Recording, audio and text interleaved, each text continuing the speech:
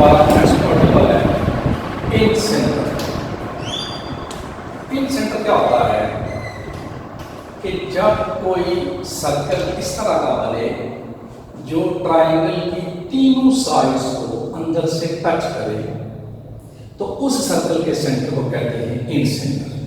ये इन सेंटर बनता किस तरह है कि आप किसी ट्रायंगल के तीनों जो एंगल हैं इनके बाइसेक्टर लें, तो ये जिस पॉइंट पर मिलते हैं उन्हें क्या कहते हैं इन सेंटर। इन सेंटर और वहां कंपास रखकर आप किसी एक जगह परपेंडिकुलर ड्रॉ करके उस रेडियस का सर्कल बनाए तो उस ट्रायंगल के तीनों साइडों को अंदर से टच करेगा, उस सर्कल को कहते हैं इन सर्कल और उसके सेंटर को कहते हैं इन सेंटर। आमतौर पर इसको आई से जाहिर करते हैं हमारे नाम लेने के लिए, अदरवाइज आप उसे भी जाहिर कर सकते हैं। अब देखिए इन सेंटर के कोऑर्डिनेट मालूम करने का तरीका यह है कि अगर किसी ट्रायंगल के तीनों वर्टिसेस दिए हुए हों, जैसे हमने ये फिगर बनाई तो हमने ट्रायंगल के तीन वर्टिसेस रखे हैं ax1 y1, bx2 y2, cx3 y3।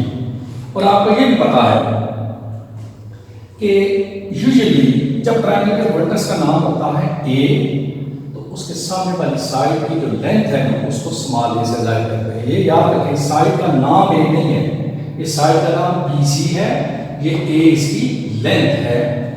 अगर आप वर्टेक्स का नाम रखें b तो सामने वाली साइड की जो लेंथ होगी उसका नाम स्मॉल b होगा, और वर्टेक्स का नाम अगर आपने रखा c तो सामने वाली साइड की जो लेंथ है वो होगी स्मॉल c। जैसे हमने यहाँ लिखा a क्या है, BC लेंथ है, B क्या है, ये AC लेंथ है, और C क्या है, AB लेंथ है।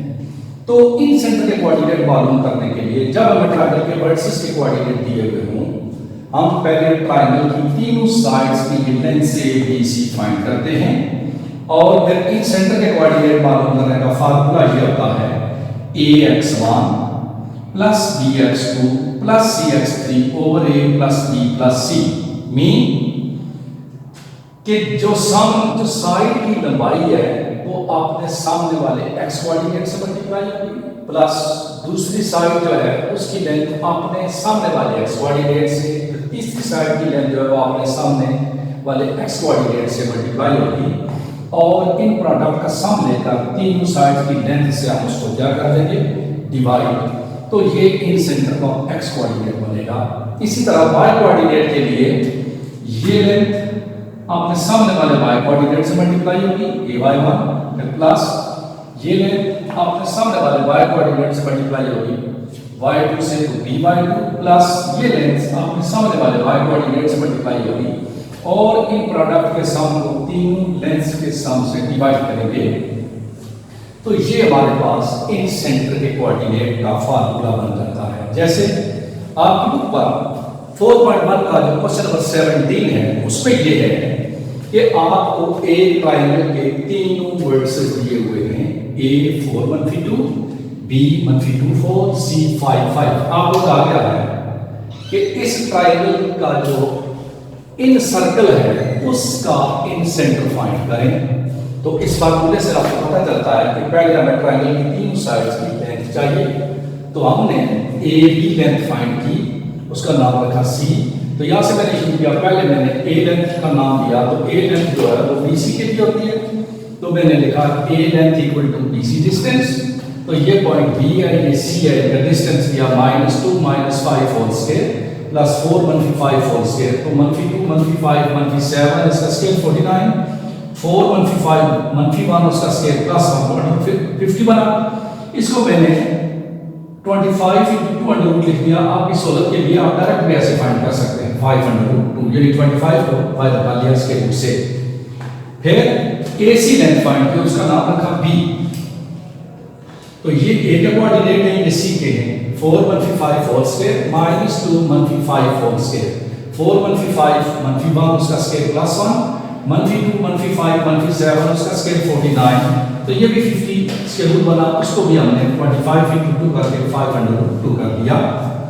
फिर हमने AC लेंथ फाइंड की, AB लेंथ, तो उसका नाम रखा C। तो ये A के कोऑर्डिनेट है 4 - 2, B के 1 2 4।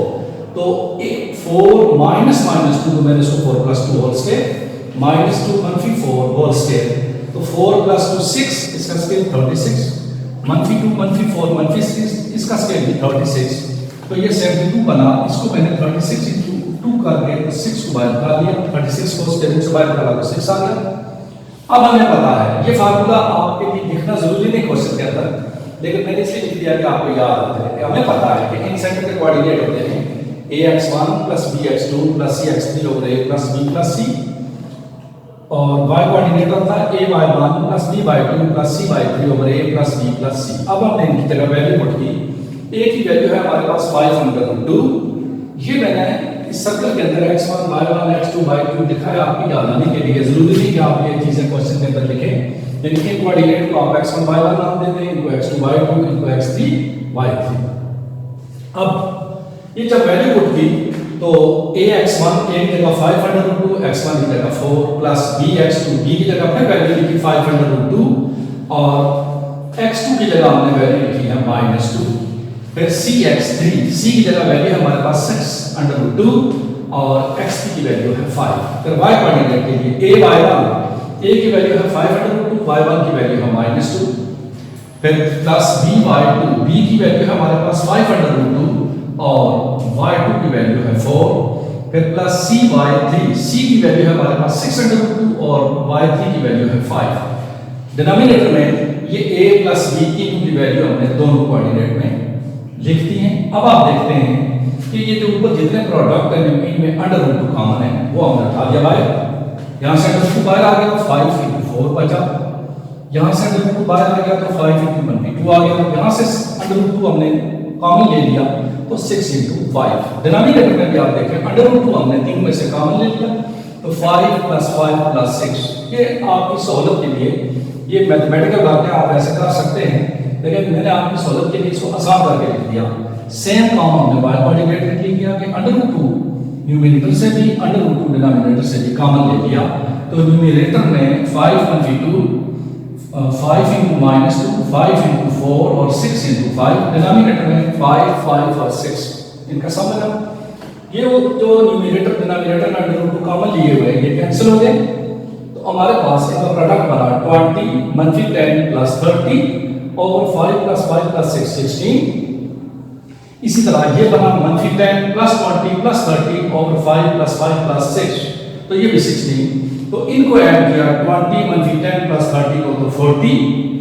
इसी तरह -10 + 20 + 30 को ऐड किया तो 40 और डिनोमिनेटर में 16। a में कॉमन है तो 5 8s are 40, 2 8s are 16। तो यूं इन सेंटर के जो कोऑर्डिनेट्स हमारे पास बने वो बनते हैं 5/2 5/2। और यूं हमारा ये क्वेश्चन जो है क्वेश्चन नंबर 17 ये मुकम्मल हो गया है। अब हमारा नेक्स्ट और लास्ट क्वेश्चन है 4.1 का क्वेश्चन नंबर 18। इस क्वेश्चन में हमें ये कहा गया है कि दो पॉइंट्स हैं a और b, a के कोऑर्डिनेट्स हैं x1 y1, b के कोऑर्डिनेट्स हैं x2 और y2। हमें कहा गया है कि उन पॉइंट्स के कोऑर्डिनेट्स मालूम करें जो पॉइंट्स इस ए बी के जॉइंट को 4 इक्वल पार्ट्स में डिवाइड करते हैं।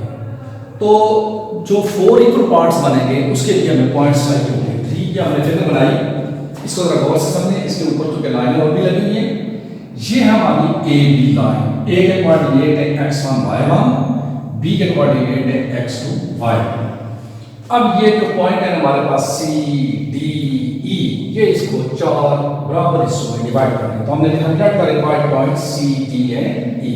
अब देखिए A से C तक का डिस्टेंस 1, C से D तक का डिस्टेंस 1, D से E तक का डिस्टेंस 1, E से B तक का डिस्टेंस 1। तभी इक्वल पार्ट्स हुए। चूंकि हमने C के कोऑर्डिनेट्स मालूम करने हैं, तो जिस पॉइंट के कोऑर्डिनेट्स मालूम करने हैं उसका गिवन पॉइंट से डिस्टेंस फाइंड होना जरूरी है। तो C A से 1 यूनिट के फासले पर है, तो C देखें ये B से 3 यूनिट के फासले पर है। तो हमने लिखा है, ये देखें C का डिस्टेंस A से 1, C का ये B से डिस्टेंस 3। तो हमने लिखा let C divides AB in 1:3। तो अब C के कोऑर्डिनेट के लिए इधर का डिस्टेंस इधर के x कोऑर्डिनेट से, इधर का डिस्टेंस इधर के x कोऑर्डिनेट से, ये रेशियो फार्मूला आपको पढ़ा हुआ है। तो 1 × x2 + 3 × x1 over 1 + 3, 1 × y2 + 3 × y1 over 1 + 3। तो मैंने x1 वाला कोऑर्डिनेट पहले लिख दिया 3x1 plus x2 over 1 plus 3 4, 3y1 plus y2 over 1 plus 3 4। तो ये हमारे पास c कोऑर्डिनेट है। अब जब बारी आई d की, तो देखें d जो है 2 यूनिट a से दूर है, d जो है वो 2 ही यूनिट b से दूर है। तो हमने लिखा let d divides ab into ratio 2। तो 2:2 का मतलब है इक्वल है, तो सो d becomes mid point of AB। तो मिड पॉइंट के कोऑर्डिनेट के लिए हम दोनों x कोऑर्डिनेट को ऐड करेंगे और दोनों y कोऑर्डिनेट को 2 से डिवाइड कर देते हैं। तो हमने d के कोऑर्डिनेट लिखे x1 plus x2 over 2, y1 plus y2 over 2। अगर आप रेशियो फार्मूला से भी करेंगे तो 2x1 plus 2x2 over 2 plus 2 4 बनेगा, वो 2 कॉमन लेके फिर यही बात बन जाएगी। फिर बात है e की, तो e देखें a से, ये इधर मैंने बनाया है 3 यूनिट दूर है, e b से 1 यूनिट दूर है। तो मैंने लिखा that e divides ab in 3:1। तो e के कोऑर्डिनेट के लिए ये डिस्टेंस जो e का a से है, इसको x कोऑर्डिनेट ऑफ b से मल्टीप्लाई किया, और जो e का डिस्टेंस b से है उसको x कोऑर्डिनेट ऑफ a से मल्टीप्लाई किया, और यही काम हमने y कोऑर्डिनेट के लिए किया। तो 1 into x1 plus 3 into x2 और 1 plus 3, 1 into y1 plus 3 into y2 और 1 प्लस 3।